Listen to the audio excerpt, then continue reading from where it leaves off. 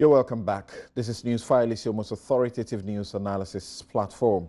And Professor Bokping, like he said in a very nice way, that his credit is exhausted.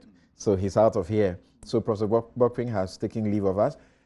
He has to go and lecture some Gov't beneficiaries at the University of Ghana. Joining us, in his place is Godwin Ama, who is General Secretary of the Ghana National Association of Small-Scale Miners.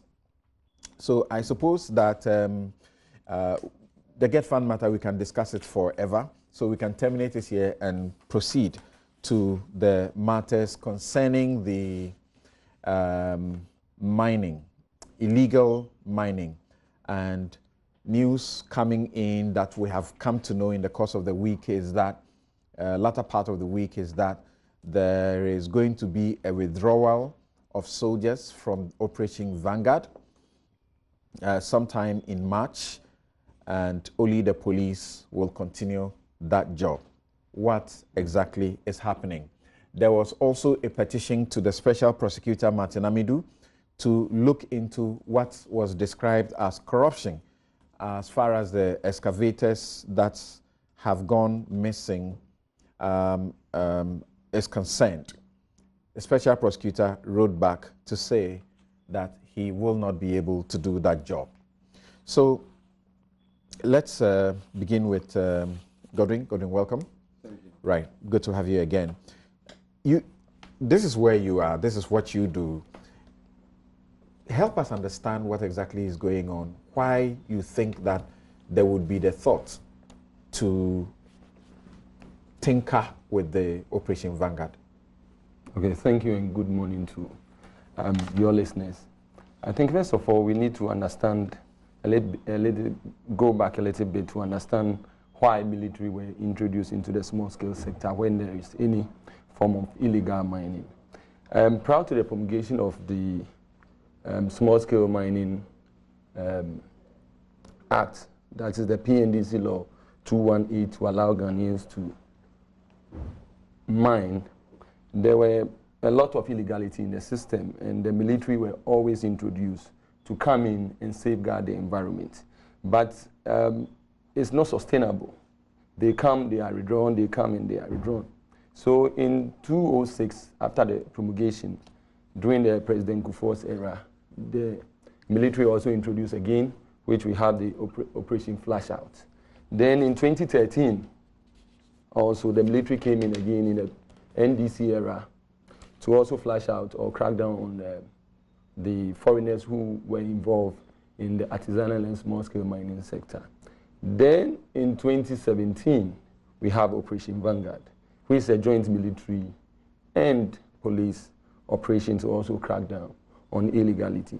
So you look at this background, you realize that the military intervention have been coming and then they are withdrawn. So I don't see any difference now, because the military cannot be there forever. They go in a time and then they are withdrawn to the background to allow the police to do the mandate that the Constitution allows them to do. So this is not the first time that it has happened. But if you watch withdrawing the military, you have two things that we need to also look at. Before they came in, the Operation Vanguard came in, we have a lot of issues concerning illegal dredging on our water bodies and also mining illegally. It has reached a peak that if nothing is done, is that if there is no intervention, then at the end of the day, our environment, we can't get it. So that's why the government brought the military in. But during that same period, 2017 to 2018, that is where you look at the statistics, gold that were exported, you realize that it's about 41% prior to 2016, which is around 36%. So you ask yourself, introducing the military to the field, has it really achieved what it needs to achieve because of the percentage of gold increment that we have prior to 2016? And also, there are a series of reports that during that same regime, you had a lot of illegality happening in our forest reserve. like the Oda Forest Reserve, Joabos Forest Reserve in Suta, just to mention a few. So military intervention within the sector is not something that is sustainable. It just happens, it comes in at the peak and then brings some sort of stability. Then we put in strategies to be able to manage the situation. But you look at the military operation or the task force that are set, the sort of logistics that we give them, state institutions don't get that sort of logistics. Let's say, like the Minerals Commission, the EPA, they are always under-resourced. They don't have, the logistics that they have to manage the sector is so small than what you see. So when you take the military out and you allow you leave the state institution and you don't give them the necessary logistics, then at the end of the day, we reach the same challenge again, where we need to bring the military. So the whole approach, although it's a national problem, we need to have a tailor-made solutions at the various areas where the mining activities are taking place, because they all have their peculiar challenges. And then, so that is what I can say for now. Do you find that it's an operation to phase out the military involvement or military and police involvement? Because we remember how it started, a total ban on small-scale mining, right, to deal with Galamsey itself. Then you could say we had a second phase, which was to launch Operation Vanguard. 400 plus police and military, correct? Then they go to the field to do their job. You could say there was a third phase where they had the lifting of the ban on small-scale mining, and then you had the fourth phase of the implementation of the alternative livelihood after having trained a lot of the people who were doing the wrong thing and, you know, giving them the right things to do. So that could be what is happening, rather than the suspicions, you know, being spread around, and also about the fact that some of the Operation Vanguard team members themselves are being compromised. The president says the lure of Gov't. Yeah, it's like that, you know. There's a strategy to manage the situation, and I think government is going through that and it has reached a place where they have to withdraw the military. But during the same time where the military were there are a lot of issues that came up. You know, once you let the military, for this Operation Vanguard is the military this thing that have stayed for more than 6 months, which is close to 2.5 years. And if they have been there for 2.5 years and we cannot get the desired results, then the best thing is to take them off. We stated to government. Could it not rather be that because of the success so far, then you are withdrawing them you see, you cannot say... To finish up with what you started. If you look at situations on the ground, clearly you can say there is success. That is why we are withdrawing them. But there's been success? Yes, there have been some sort of successes. You know, the first thing, if governments have not intervened, then the situation will be even maybe worse. Because we realize that on our water bodies, we had more than, Vanguard alone with the police have destroyed more than 10,000 dredges.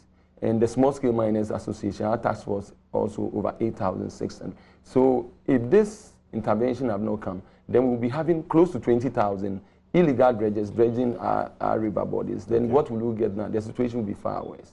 But within the same period also, most of our forest reserves have also been depleted. And gold, the statistics of gold have clearly showed that it has gone up to 41% from the 36%.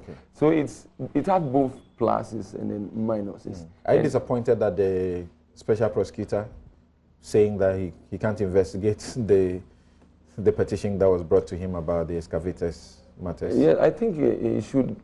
You know, I'm disappointed because if we want to deal with illegality and to manage the illegal mining aspects, these issues have to be taken more seriously.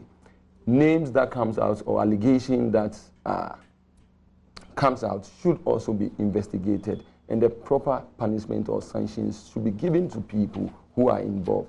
But if you say you are not interested, or if we leave this thing, then at the end of the day, we'll get to the same situation where illegality will also rise. Interesting. Yes, Sweeney.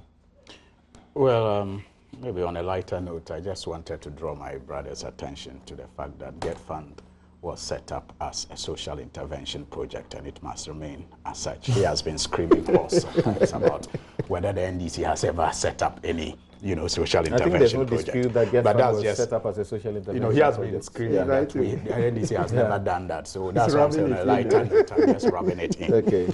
But Samson, on the issue of Galamsey, I hear people talk of success, first of all, and I ask myself, what is our measure of success? I mean, how successful is a project when it gives you a worse outcome? Worse outcome? Today, the turbidity levels of our water is worse than it used to be. That's not correct. That's correct. Check the research. The Operation Vanguard was launched 2017. By 2018 August, the turbidity levels had improved remarkably.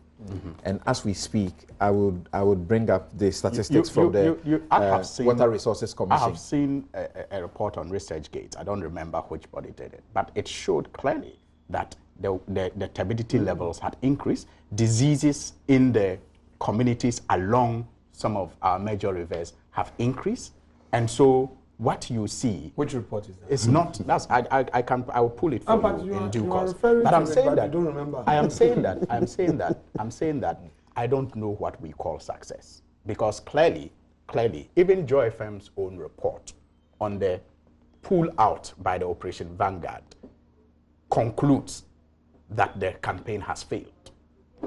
And so, if in the face of the failure we still can placate ourselves and talk success, then our measure of success is that low. And I think it is shameful, because the expectation of what the campaign was supposed to achieve, in my view, was so high that whatever we call success, maybe call it destruction of Shamfines and others, should not be called success. I mean, you can't go to war and will not get some of your opponents, soldiers maimed and killed. But in the end, if you are defeated, you do not single out the fact that you also killed a few of the opponents as success. It's not a successful campaign. And let's face it, let's not do the politics once again that will cloud the purpose of this campaign that was supposed to ensure that we streamlined, Galamsey. I don't want to be intervening, but are you not doing what you say we shouldn't be doing? No, that's not what I'm doing. Okay. I'm saying that we launch out to improve a situation. As we speak, the situation has not improved. Yes, we may have engaged in some commendable conducts and acts, but clearly, he is in that field. It has not improved. And so let's not... Is that what Mr. Hama is saying? Even if he's not saying so, I'm saying that the people who were part of this campaign, and the media was part of that campaign, the media coalition, are obviously not happy with what has been attained. But that aside, okay, I talk about the because politics. you just mentioned that, let me just recap again. The facts must remain the facts. That by the work done so far, we know that 900 excavators have been, tracked. We know that 4,045 mining equipment have been seized. We know that 2,779 weapons and ammunition have been seized. We know that 139 Chinese illegal miners have been deported. We know that 1,772 illegal miners have been arrested, among several other things. And the Shamfines that have been seized in excess of, 12,000? Yes, 12,000 or so. I think that's some success we should acknowledge, even as we talk about what has gone wrong.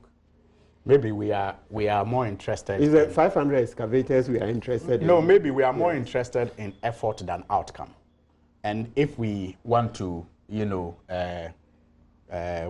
praise ourselves for effort, I will not fault that. I am not that kind. I think that I want outcomes. I want results. And that is where I praise myself. But if we want to pat ourselves on the shoulder for effort, it's all well and good.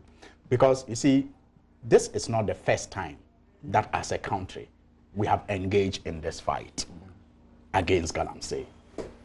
And the General Secretary was right. In 2016, excavators were seized, champagnes were burnt, people were deported, people were prosecuted. Yet, we still thought that it was not successful, and so there was a need for a new government that had taken over to continue. So when you come and give me the same things that were done in the past, and even in the political talk, I recall, that's where I say we should not allow the politics to spoil this. I recall that when Mahama Ayarga was minister, he spoke about the need for us to use a new approach. Because in his view, the approach that had been used, which had resulted in seizures of equipment, burning in some cases, and training of people, was not giving us the necessary results. Now, how did the politics view that? Government has given up on the campaign. That's the politics I say is destroying us. But clearly, we have gone round the circle, done the same things the previous government thought would have solved the problem, and we are back to square one. Because the interministerial committee under Mahama Ayarga were supposed to do what? Apprehend and prosecute, deport all non-Ghanaians, revoke licenses of Ghanaians who subleased their concessions to foreigners, and hold MCs and DCs accountable. In fact, he spoke of even a DC at the time who was in court because one illegal miner had taken him to court for seizing the equipment. We're also to train youth. And he said, look, we are doing all of this, but the results is not impressing all of us. So let's change the approach. The narrative, the political narrative, and you can still hear it today, was that the government had given up the fight. And so, without looking at the issues that were raised at the time, we launched a campaign that, by the way, have had the most tremendous support any government has ever had in this fight. The president, when he launched the campaign, got an unprecedented level of support. Media houses, They actually started. Yes, the president joined them. They started a long. Precious airtime was dedicated to this campaign. Sent their reporters to the most dangerous parts of this country to highlight this problem for resolution. The media coalition was formed. The traditional authority and everybody came on board. Never before have we had a government receiving the level of support that this government received. The small-scale miners agreed to even, suspend operations for over 1 year. And we know the costs. We don't even agree. Well, you did not protest it. I mean, once the government announced the ban, once the government, you started protesting when it was getting too long. Because it's 6 months. And then yes, when it was getting too long. But in the initial stages, you agreed to suspend. And even though you had made investments that I'm sure you lost as a result of that suspension, you put the interest of the country first and supported the government. So for me, Samson, more is at stake in this case. When we are getting reports that suggest, blatant failure, given the level of support this government got. When you begin to hear issues like the Aisha Wang case, where the senior minister disappointed even the coalition and everybody with his explanation that there was no need prosecuting Aisha Wang. Then you have Charles Bissiu and the president inaction, or, yes, I will call it inaction, to appease people who had put in so much to support this campaign. Then Ekowusi and the missing excavators. And for the president to come to parliament in his State of the Nation address, not to be ashamed, but to tell the whole country that a number of excavators are missing. Excavators are not pins, for God's sake. In a campaign that he said he had put his presidency on the line, you would have expected that if for nothing at all, he would have held the people who he put in charge of this campaign for negligence, if for nothing at all. The people he put in charge, one of them at the ministerial level says they have made 80% success or so. The ministerial committee, you have Professor Frimpong Boateng saying he has made over 70% success. That's just ridiculous. How do you remove such people?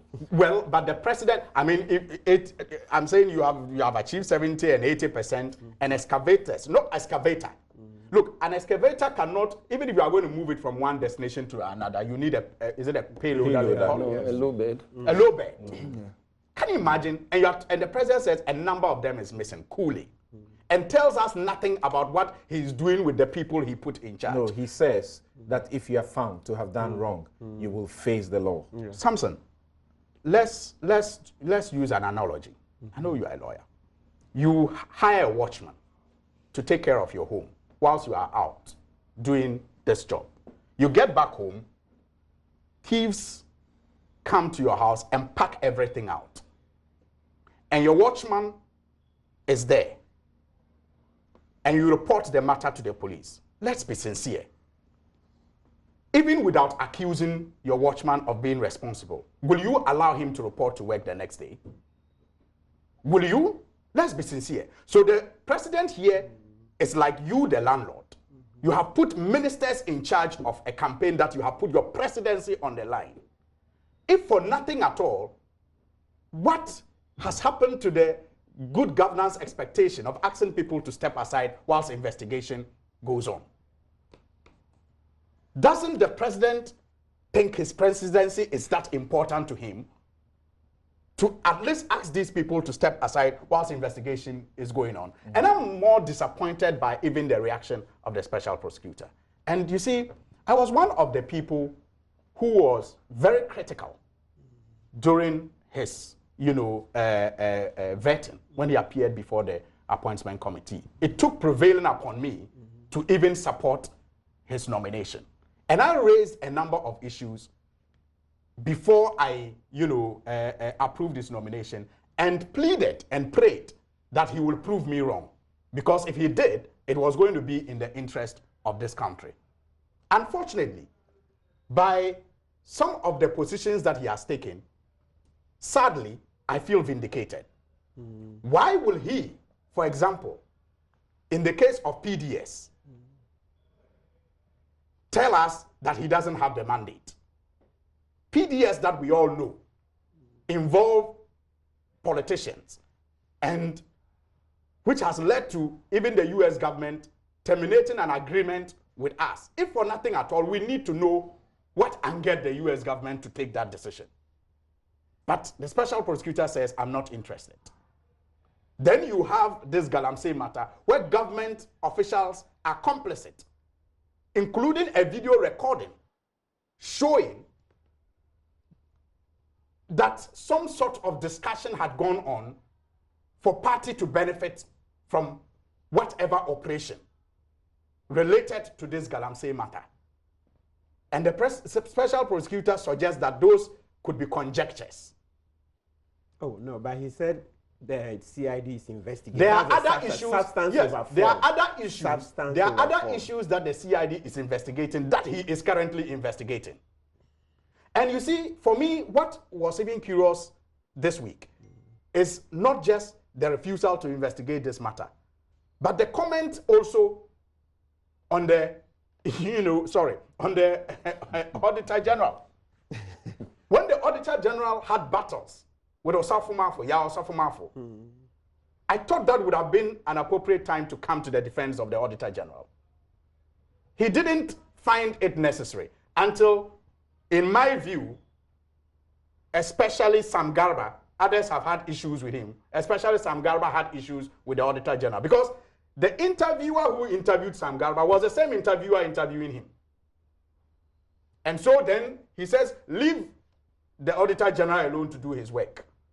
And among the issues I raised against him during his nomination was that I feel that his engagements show a certain level of bitterness towards a certain group of people, which will cloud his judgment. You know, he has gone to court before, and the court has told him that it's not everything that he can get into. Yeah. Yes, but you see, he himself in the listed... Mahama Yarga case, yes, yes, I am aware, but I'm saying that he himself... So when you put a petition before him, you don't expect or require him to do a professional evaluation and to tell you whether I can do it or I cannot do it. You don't expect that. Once you put a petition, he must go ahead. Is that what you're saying? No, that's not what I'm saying. I am saying that sometimes I've given you a pattern, and the pattern can lead to several conclusions. Okay. It has led to the conclusion I have come to. Again, he himself has published a number of issues that he can get into.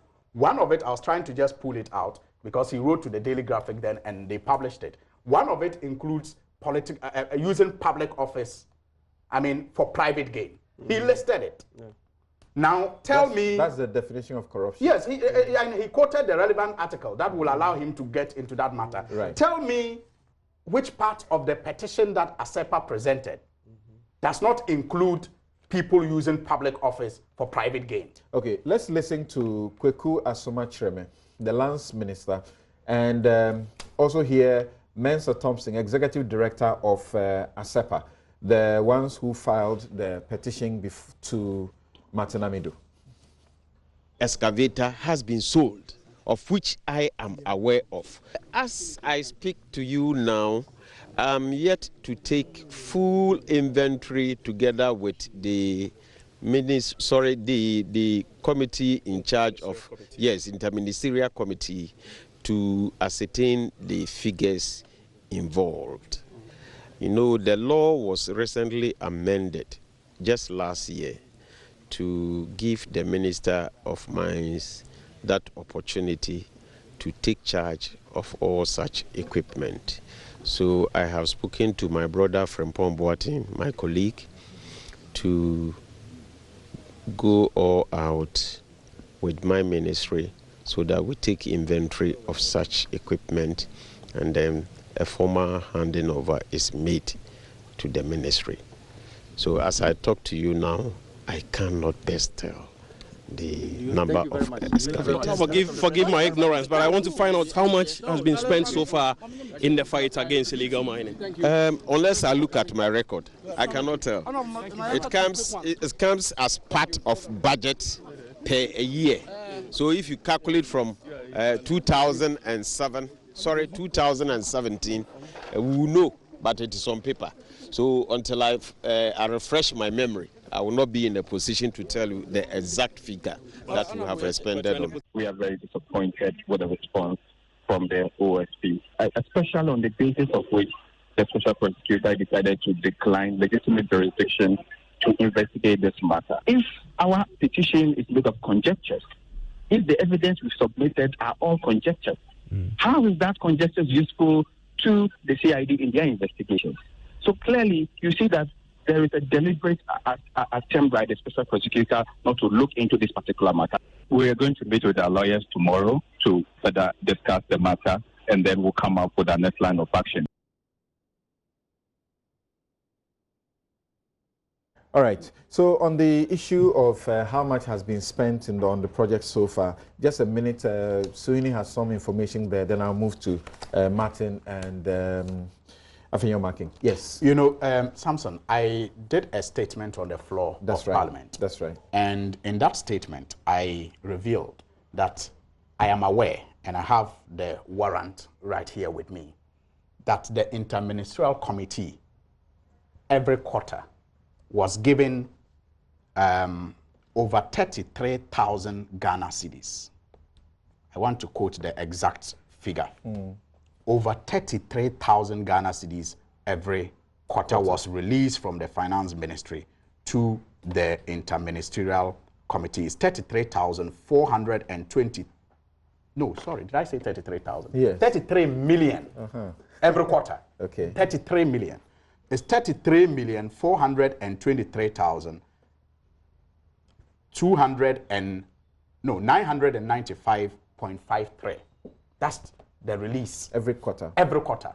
So if the releases are up to date, we are talking about not less than 300 million Ghana cedis so far spent on the Interministerial Committee only. And remember, the Interministerial Committee was, among other agencies, set up and resourced to, engage in this campaign. And so a lot of the taxpayers' money is involved in this case. That's apart from that's why we must see a lot of results. And what can be accounted for. That's why we must see a lot of results. If not, the monies must be accounted for. Okay. I don't know. Can you start from the Martin Amidu side, because I see again you have the Office of Special Prosecutor. Yes. Is he right in the way he rejected the petition by the group? I think largely based on the facts he has, I will go with him. Okay, based on the facts he has. He's saying, at least from the letter that I read, he says the CID had long commenced investigations. The CID had long commenced investigations. Don't forget that the Ghanaian context is that we don't have so much money. It's not like the American situation where the Russian collusion, you had about 17 state institutions investigating.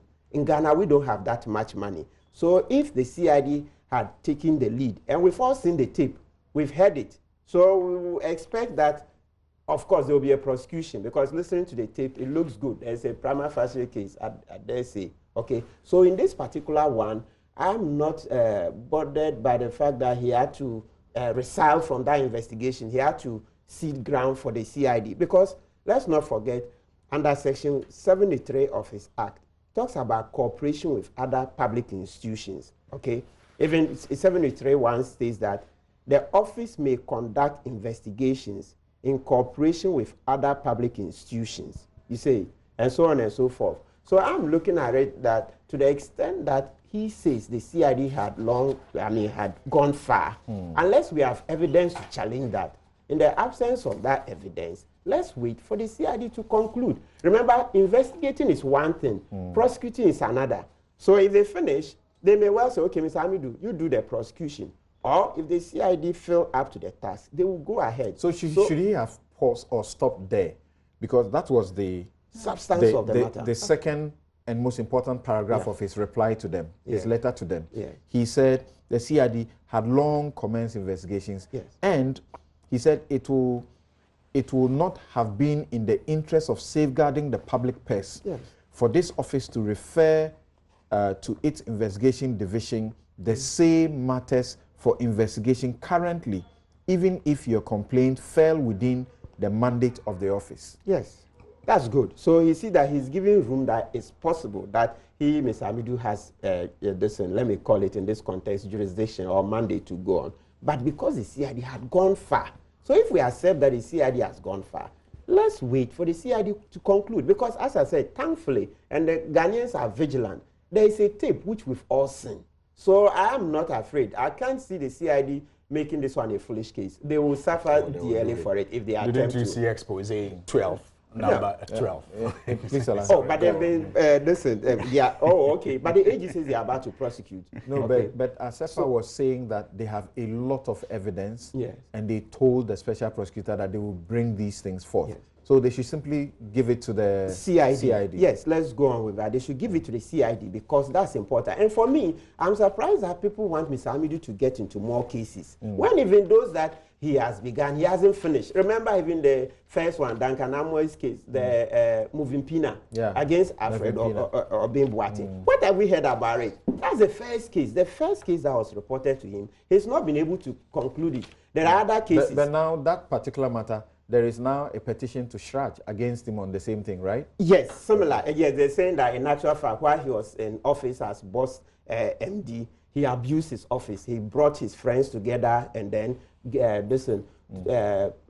purportedly awarded them contracts to haul, petroleum. But people have some suspicion of some political game here because he's going to contest for elections as MP. And then just at this time, this petition has come up as if it's deliberate to stop him from contesting. Well, too bad. The most important thing is that, is it true that whilst he was MD of BOST, he did that he awarded contracts to companies that were close to him and that he didn't even allow the companies to do their job, but he himself ended up doing the job and pocketing all the money? If that is so, Shraj should go into it, okay? So the main point is that, look, because Mr. Amidu hasn't finished his cases, and even as we sit now, Section 3 of his Act says that on yearly basis, he should publish the cases what he has investigated, section 3, subsection 3, list of corruption cases investigated and those prosecuted and etc. He has not done that, and we are clamoring to add more cases. No, it doesn't make sense. Mr. Hamidu can't prosecute all those cases. He doesn't have the capacity. When they say he described their allegations or complaint as conjecture,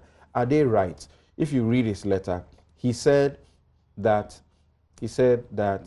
a review of your letter of complaint, however, has led this office to the conclusion that the facts and conjectures.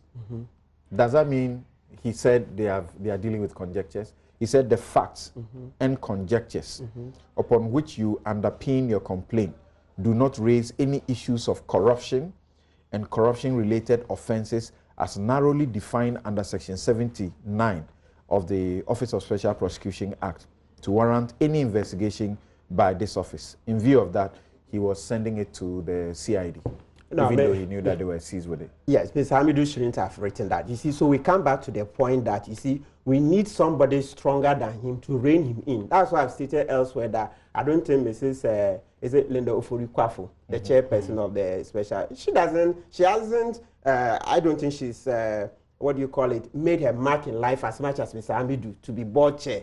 I mean, if I had seen this, I would have chucked this out. Mr. Hamidu can't write such a thing. It's illogical. The preceding paragraph states that CID has long commenced investigation. So you stop. You see, those are some of, but remember, even at his vetting, we all know that the board is not responsible for the day-to-day functioning of the office. Yes, but periodically. So we all know that Mr. Hamidu, because we all say, oh, he's no pushover, he's such a strong character, but we know that he has those excesses where he would just, I mean, of course, we are all human, we have that. But I'm expecting that if he had, somebody who is ahead of him in life, somebody who has achieved more, maybe if he had a retired Supreme Court judge, somebody who is seen more in the legal So what's profession. the problem? To have said conjectures is to influence the CID's work. Is that what you're saying? No, not at all, but it's wrong choice of words. No, he shouldn't have. It's really unnecessary. It was needless. You take a petition to a professional. Yes. What he does is review. He says somebody is, do you know that word review? That amounts to actually saying it's a form of investigation. But I don't think that's what he meant. Because he says the CID is investigating. Okay. I will not investigate. So that paragraph is unnecessary. Next time and briefly, what do you say about the Operation Vanguard that matters arising now? Okay. So that one, it's really, I really don't know what to make of it. In the context that I've seen thousands of excavators being seized, although unfortunately we cannot account for 500. Okay, and I like the way Honorable Sweeney has put it, that he's distinguishing commendable efforts from the final outcome. So he puts me in a very tight bind. So what it is that I think the efforts have been commendable. Okay, yes, and I think we've done a lot. It's a process. It's not an event. Exactly. Yes. So to say that we've totally failed, I won't go in that direction. Even though I also agree that, look, there's a lot more that can be done.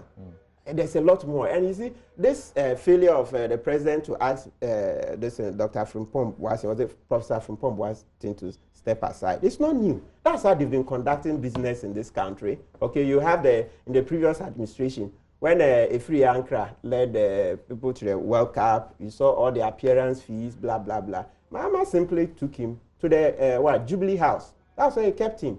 So you see, so this is not new. Our politicians have always, they tend to do these things from time to time. And it's good that we are complaining today that, look, we are tired of this kind of politics. You saw what your predecessor did, and he was booted out of office. So if you continue in that trajectory, well, I'm sure the voters will decide. Okay. On that example you just gave, you can fault for rich, but not effort. No, if you have to in this case, there's no effort to punish anybody. Who has been punished? Thank you, guys. Nobody has even been promoted, demoted, or anything. Okay.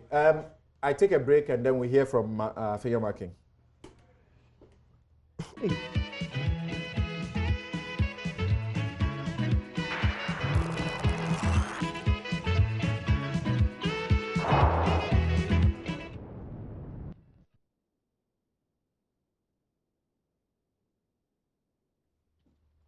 You're welcome back. This is Newsfile, it's your most authoritative news analysis platform. Now let's hear from the Futu MP.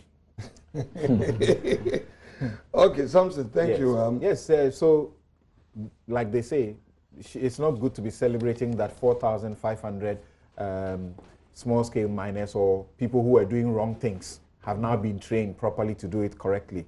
We shouldn't be celebrating that. We should be celebrating end results, which shows that people are not returning to destroy our forest reserve and others. You know what happened in the course of this week too? We heard of a forest reserve that has been overtaken by Galamsey. Well, Suhuyini tried to engage me in a debate. You know, he lost an opportunity on the House floor when he elected not to debate on the issue of social intervention. He decided to remind himself and brought it here. But on this issue of Gov't Fund that we've just closed it, I think that in all seriousness, Gov't Fund must take steps to minimize, reduce significantly the foreign component of this scholarship. It's a serious concern. I mean, looking at how people are reacting to all of these. And of course, those of us in the political class, there must be a system which would be well communicated to the populace. That even if you need a program for further training and all that, it should be well explained, part of our budget as Parliament. And if same is exhausted, there must be a means of getting that means. So that, I mean, continuous training is important to build capacity. Well, I agree that there must be a proper way of doing things there. I agree entirely. Again, to conclude on that aspect, I think Office of Special Prosecutor, the Auditor General, they must not be seen to be personalizing their efforts, the office. If you had the PRO who came, I quoted, I said, the audit was done by the staff of audit service. The impression out there which may get somebody into also personalizing the issue is the way, for instance, the Auditor General carries himself. So it gives a certain impression. He must begin getting us to see him as occupying an office and not his personal intent But the Auditor General is human. No, I agree. If you have particularly, as we know, the party in government now, if you have your members attacking him personally, what do you say? Because but if it's an institution that is representing and an institution has a constitutional mandate, all right, he shouldn't be bothered. So let's move on to the Galamsey issue. Okay. Coming from Suhuyini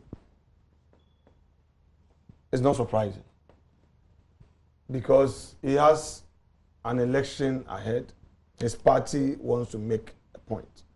Look, the NDC would not praise this government for the successful implementation of free SHS. The NDC will not praise this government for the management of the banking sector crisis, where they themselves acknowledged as far back as 2015 that there was a mess at Bank of Ghana, yet failed to take action. They will not. The NDC will not commend this government for revamping the economy. Yesterday, somebody was telling me that a fixed deposit is now around 14%. A treasury bill is lower. When they know that it was 27, 28 some time ago, you don't expect the NDC to say these things to the Ghanaian public. You don't expect NDC to commend the government for introducing the NAPCO, which address, at least in the short term, the issue of graduate unemployment. You don't expect the NDC to also praise this government for its drive in recruiting teachers who were waiting, nurses and all that. We had people complaining. The huge number that have been recruited, they would not. Oh, so that one is not the IMF program that has come to an end, giving way for government to do. But who went to the IMF in their time? They went themselves. But there's no democracy without the opposition. I agree. So if they have an alternative to the free SHS, why should they be praising it? I am saying that even if it is good and they have no alternative, which they don't, you don't expect them to say, oh, you've done so well. Else, that's a smart way of avoiding the discussion on Galamsey. They defeat the very purpose of their existence. Galamsey, Samson, in this government where I serve is Ghana Water. The board had a tour. We visited our facilities. We were told the real stories. And I said, seriously, if we are not careful, 5 to 10 years we will not get water. Ghana Water has been saying it. A good friend called me yesterday and said, Alex, move in pick. There's no water for 2 weeks, 3 weeks. This place, there's no water. You get WhatsApp messages, text messages all the time. Why? Because of this galamsey. So to me, galamsey is an issue that we should not politicize it. And say that, oh, the government has failed. We told you so. You didn't do anything. Or this or that. But when the problems come, we should all face it and resolve and move on and ensure that we do away with illegal mining or any form of mining activity that would destroy our water bodies. Because you go in there, they tell you where the Boise told us, you saw it, the water, the color, and the amount of alum, the chemicals, all our revenues are going into chemicals for water treatment. And even so, there are still challenges. You need potable water to drink. So if we don't support this effort and we want to make it political, colleague MPs in those mining areas can't bite because they fear. If you talk too much, you risk not being voted for. If you talk too much about... Galamsey, people are threatening them. All right? And let us also concede that some of the very people who were to help the president, desire to resolve this, have failed Mr. President. Look, maybe not on this platform, on Adum. Way back 2017, some of my people came and they said, they were doing galamsey.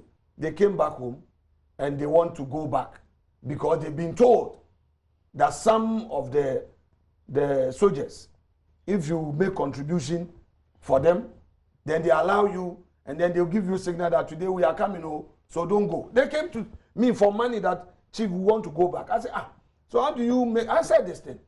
So we started talking about some of these challenges, but it is not the president who will get in there. The policy is there. We, the individuals who are supposed to enforce. When the problems come, the reporter, the media coalition, when they talk about it, steps will be taken to address. We can't have 100% perfect system. So like you say, if the MP will not talk about it because he will lose his position, the DCE is most unlikely to talk about it because he interfaces with them every day. But don't forget. But the president has put his presidency on the line. So the president must be able to whip these people to talk his talk. I agree with you. To put the future and the good of the environment above they being voted but as that is MPs why or DCs. Samson, 100% correct. That is why he's leading the charge. And I'm sure that all those who have that fear gradually are getting on board. And that is why I was so happy when the government introduced a training program, the alternative livelihood program that was introduced, that at least emboldened the MPs. A colleague made a statement on the House floor recently, how that has helped.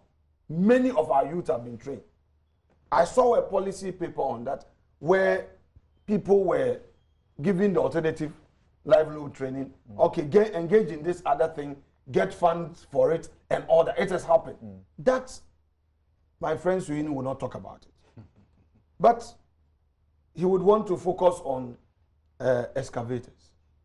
He would want to send his party people to go to a Galamsey site to hold a press conference. To score a political point. Meanwhile, on this platform, when you challenge him on the success story, that look, you're saying that the situation has worsened, tell us your source. You gave a reliable source that look, from the report, the situation has improved. He says, oh, it has worsened. From which source he couldn't disclose. And he hasn't disclosed. And I'm sure he wouldn't disclose. Because we don't know that source. He made a political statement. I come to office of the special prosecutor. You see, when it comes to crime, people who enforce our laws, until it gets to somebody's door, the person will not be talking about the law. And that is a problem I have seen going round. The man has a mandate by law. He has his own limitations. He pursued Mahama Yarega. He went to court.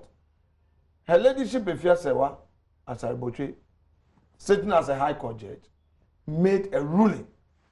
And his office is supposed to submit in obedience, yield obedience to that pronouncement. So now he reviews the petition. And I disagree with aspects of my respected senior submission. He reviews the aspect of the petition and comes to a conclusion that, look, CID is investigating this matter. Let me not go on a collusion cause with the CID. The CID should proceed. Yes. And then the NDC would want to have a problem with him taking that position. And then saying that there was a PDS who petitioned Office of the Special Prosecutor on PDS, and what were the names? Who were the people that were mentioned as having engaged in act of corruption? Please, it is only fair that if we truly want to strengthen the institutions of state, let's reduce the gallery talk. Let's not because one day it will get your turn. But if we allow the systems to run today, if a policeman invites you that your name has been mentioned, you boldly walk in there because you know you are innocent. You won't ask party people to follow you. If you are called, you are sued, you will not be doing hide and seek, but you make yourself available, so that you get a lawyer and file your defense. Okay. So these are the things that I think going forward we should be mindful of and take steps to address. Okay. Now, Professor Frimpong Boateng wrote to the police on this missing excavator. Certain arrests were made. He is saying that the video is sufficient. I mean, he uses the legal term prima facie. So at all costs, he expects police to prosecute. No, you didn't talk about it. Very well. Yeah. You said you expected. Yes. You expect prosecution. Yes. But I think that, senior, with greatest respect, your understanding of the law can never be in doubt. Oh. But on this one, investigation, yes. But to say that you expect a prosecution, with all due respect, I beg to disagree. Okay. Perhaps you are overstretching it. Perhaps you are creating a certain impression that if the police doesn't prosecute, then it means they have done a shoddy job. That I have a problem with. Let me share a few messages with you. Investigate. Okay, let me share a few messages with you. Samson, I'm sharing the report with you. I'll share a few messages and take a break. I'll share a few messages and take a break. Francis in Accra says that from the CSIR. Okay, Water Research Institute. What did they say? By Anthony Edua. And mining and the future of our water resources. Yes. That is where the water quality. Wait. That was from grade 2 reduced let's get it right. Grade 3 between 2010 and 2015. Yes. And then when the campaign started, it came back to grade 2. Yes. I may not be using the correct terms, but the report is here. But by 2017, 2018, it had gone back again to grade 3. When the report is right here. When we're dealing with the water resources, that's the report right here. You can check it. I'm giving you trying to get them here so that I'm giving you the answer and the institution. That's not. Okay, gentlemen. Thank you, Afenyo. So Francis in Accra says that I think some of your panelists are completely wrong.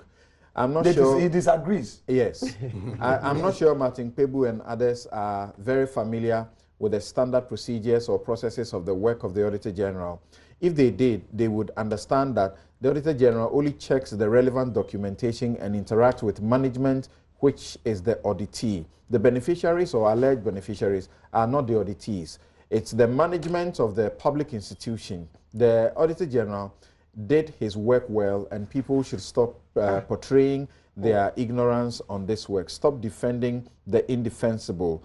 Akoba says that I understand it's forensic audit that targets the beneficiaries and not the one that the Auditor General did. Kojo says The Deputy Agriculture Minister is not concerned that Gov't falsely claims they gave him money, since his lawyers have not written to get, they have written to get Gov't after the Auditor General directed them that where they should do. But he is rather concerned about the Auditor General, what the Auditor General has told the world.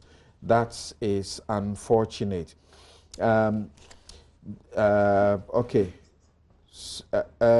Kofi says, the people complaining are not auditees of the Auditor General. So please check the Auditor General's mandate. Thank you. We'll take a break and we'll be right back. Please, when we come, let me share this portion of that report to settle this.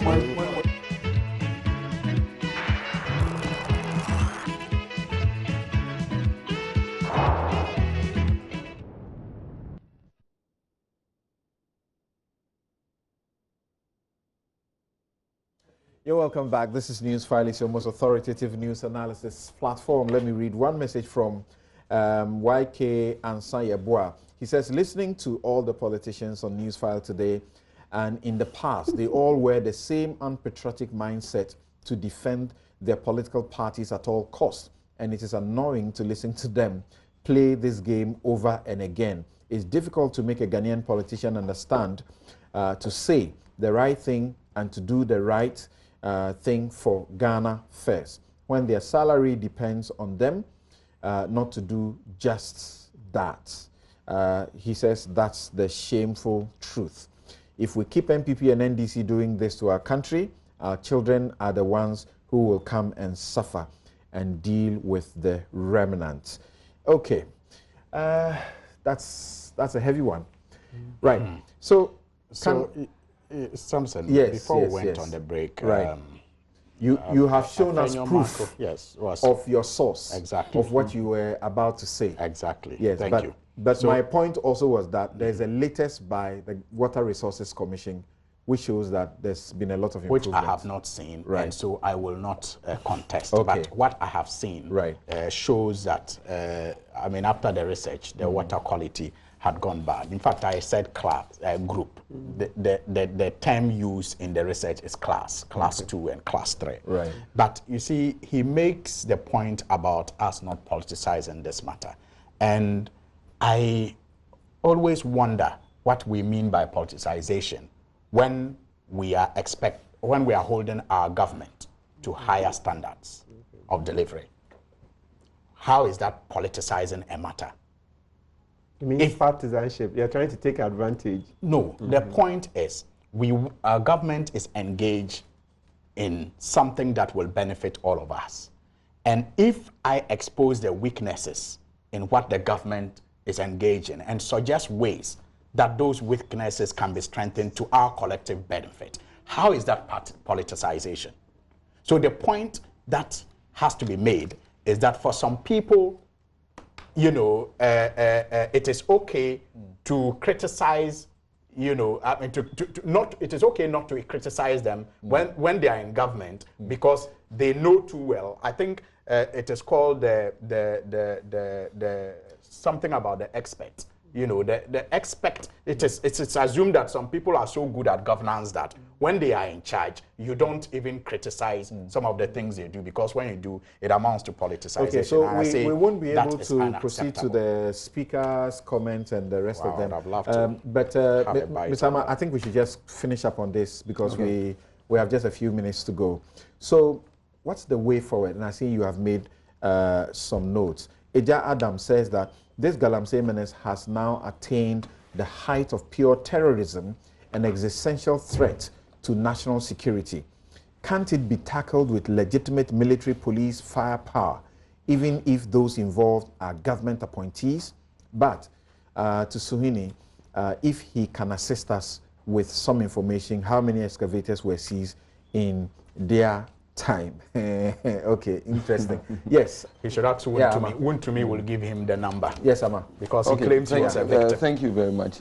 I think looking at the funds that were released to the task force during this period from 2017 to now, if half of it is released to state institutions like the Minerals Commission, the Water Resource Commission, the EPA, and the district mining committees to manage it at the local level, it will really help. Because you've taken the tax for off, you don't provide any logistics to these institutions, which are mandated by law to do, and we want them to achieve the optimum. That means clearly we are not serious to deal with this issue of galamsey. The next issue is some politicians who are involved, because you look at the time the whole operations was going on, there are areas which are forest reserve that has been declared a no-go zone, where you have people being protected to perpetrate these illegalities. This shows clearly that they are being supported by people, some people in authority. So the government should also look at that, the political interference. And then the Small Scale Miners Association, we are also on this self-regulation where we have our task force and we have our monitoring team. And we are looking at training and then development of the small scale sector to produce a lot of entrepreneurs to manage the sector. We also have to look at the multi-sectorial integrated project that government, it's a whole, the agencies, about 7 or 8 agencies were in place, and then the academia, we put together the multi-sectorial integrated project, which looks within a 5-year project to ensure that the small-scale mining sector. So it should be launched, and we also have to follow it to implement it properly. What do you say about his approach? The quantum of money you talk about, he says, if you give it to the already established institutions in this area, they will do a good job. And by my understanding, so far, what is going on is that it's a phased, operation. So as they phase out each operation, now they are withdrawing the soldiers from the operation, and they are increasing the number of the police. That's what we understand. And then there will be a setup of a quick reaction force of especially trained soldiers who will move in if need be. And then there will be the final stage, if you like, which will be assessment of the work, on Galamsey so far. I made the point earlier that we cannot be doing the same things and expect different results. And I've already reiterated the fact that all that we seem to be doing, even in this enhanced campaign that the president has put his line on the line for, are things that we have done in the past that have given us the results that we are all not too happy with. So I couldn't have agreed more with his suggestion that perhaps we should use a different approach, where if 300 million Ghana cedis is available, we use it to resource the institutions of state that are mandated to, ensure that they streamline the operations in that sector. Thank you very much. Yes, Martin. Wow. So basically, I should just say that the president should take into consideration all the views we've expressed here. It's very clear that we expect more. Okay, to whom much is given, much is expected. That's it. Okay, yeah, Mr. Afeomakin, what will you say? But this show always is brought to you by MTN Everywhere You Go. Bank of Africa strong as a group and close as a partner. Amen Scientific, God is the healer. Duraplus, where Duraplus goes, water flows. COAFS, your immune booster. We lead, we build homes for you. 1xBet, that's fast pay, yes. Water is life. So much is expected of Ghana water.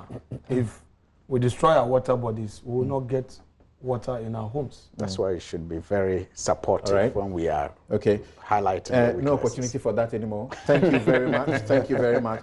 So my guests have been Godwin Ama, who is General Secretary, the Ghana National Association of Small Scale Miners. Alexander Afeomakin is Member Public Accounts Committee, Defense and Interior. Martin Pebu is a lawyer and a rights activist. Also, Alhassan Suhini is Member Appointment, Lands and Forestry Commission, Committees of Parliament. Earlier, we had Professor Godfred A. Bokwing, who is economist and professor of finance at the University of Ghana. I'm Samson Ladia Yanini. As always, my outfit is by Latida. Thank you very much. Have a good afternoon.